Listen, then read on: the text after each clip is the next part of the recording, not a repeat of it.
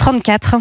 On va finir par n'y plus rien comprendre. Suspendu ou décalé? On ne sait plus quel sera le futur de la réforme des retraites. Eh bien, les oppositions non plus. Les dernières déclarations d'Emmanuel Macron ont un peu brouillé les pistes et le message. En marge de son déplacement en Slovénie, le chef de l'État a donc parlé de décalage.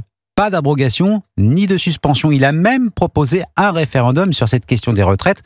De quoi mettre son Premier ministre en porte-à-faux. Qu'à cela ne tienne, Sébastien Lecornu présentera demain en Conseil des ministres le texte suspendant la réforme. Alexis de la Fontaine. Oui, un débat et un vote sur la suspension de la réforme des retraites. Le Parlement aura le dernier mot, justifie le Premier ministre, qui a renoncé à l'utilisation du 49.3, mais qui veut tenir ses promesses. Je souhaite vous dire que le Conseil d'État a été saisi cette nuit d'une lettre rectificative et qu'un Conseil des ministres aura lieu jeudi matin pour l'adopter.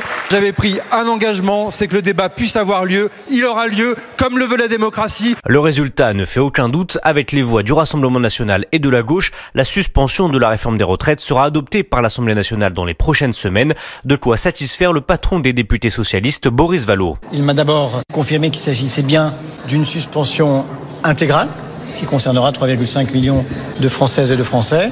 Et il a satisfait la demande que nous avons formulée dès le milieu de la semaine dernière d'une lettre rectificative. En revanche, cette suspension devrait être rejetée par le Sénat et retirée lors de la commission mixte paritaire. À l'heure où je vous parle, il est donc très difficile de savoir si cette réforme sera réellement suspendue le 1er janvier. Alexis de la Fontaine du service politique